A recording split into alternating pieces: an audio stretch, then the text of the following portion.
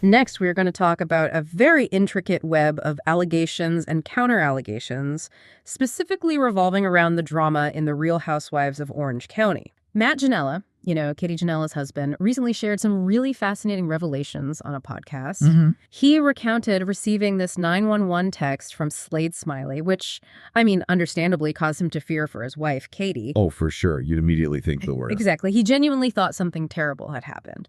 But the actual concern, as Matt learned, was that Katie might have sealed her own fate by telling Kiki Monique details about a dinner. Right. The dinner with Slade, Gretchen, Jennifer Pedranti, and Ryan Boyajian at Maestro's months prior. Yes, that one.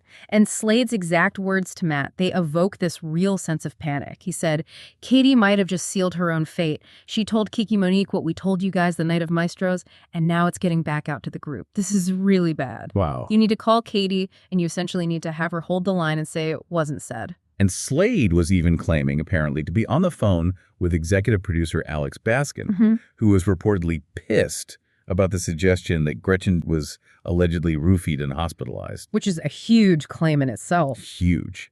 And then, interestingly, Katie later denied speaking to Kiki Monique about this at all.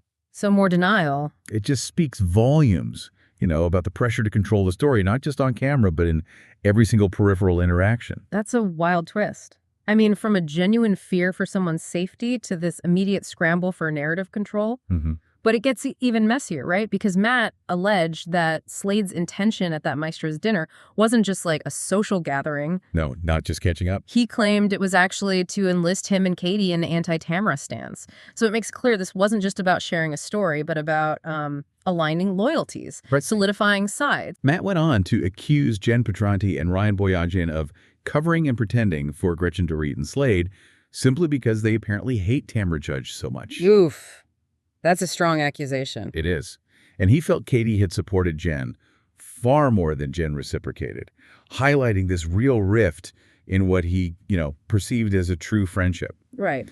And the story just continued its convoluted path as Kiki Monique allegedly shared some off-the-record information with Dave Quinn, who then conveyed it to Tamara Judge, which is apparently what triggered Slade's panic button over his, quote, embellishment. So at the heart of this whole web, we have Slade trying to get Matt and Katie on side against Tamara, while Jen and Ryan are accused of covering for Gretchen. It's a very complex loyalty matrix, yeah. Everyone seems to be playing chess. And then, of course, there's the explosive lie detector controversy that truly puts everything into question. The polygraph. Emily Simpson even got involved with a lie detector test, which Matt criticized pretty heavily. He called her a mall cop of a lawyer for using it, knowing it's not admissible in court. Which is a fair point, legally speaking. Right.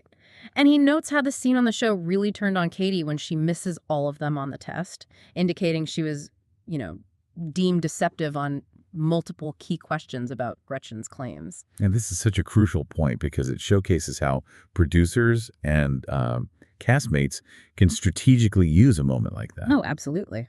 Katie's perceived failure on the lie detector makes her a really convenient narrative vessel, right? A kind of sacrificial lamb whose personal ordeal allows existing power players to deflect and maybe reframe their own past controversies. Yeah, takes the heat off them. Exactly.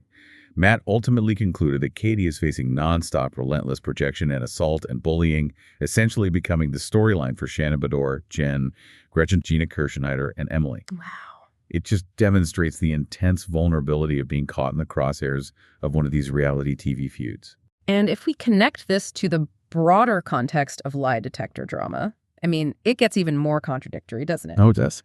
Gretchen specifically denied taking a lie detector test on a recent RHOC episode. Flat out denied it. Yep, remembers that clearly. But then 2014 footage from Marriage Boot Camp resurfaced. Oh, boy. Depicting her taking a test with the exact same polygrapher, John Grogan, alongside Slade Smiley. The same guy. You can't make this stuff up. Right. And here's the kicker. In that 2014 clip, Gretchen admitted on camera to Tamara Judge and Shannon Bedore that she did go to the hospital after the whole naked, wasted drama years prior. The very thing she's now sort of dancing around or denying. Exactly. This decade-old controversy about whether someone was drugged and hospitalized, she admitted it then, yet she passed that marriage boot camp test back in 2014. Okay, wait. She admitted going to the hospital, but passed the test about what exactly? Well, it seems she denied the hospital visit during that 2014 test itself, despite having admitted it separately to Tamra and Shannon on the same show. And then years later on RHOC, denied the visit and denied ever taking any test with that polygrapher. Okay, my head's spinning a little. So admit, deny during test, past test, then later deny the whole thing, including the test itself. Pretty much sums it up. Tamra's reaction to this resurfaced footage was just a succinct shocker and, yep, like I told you so.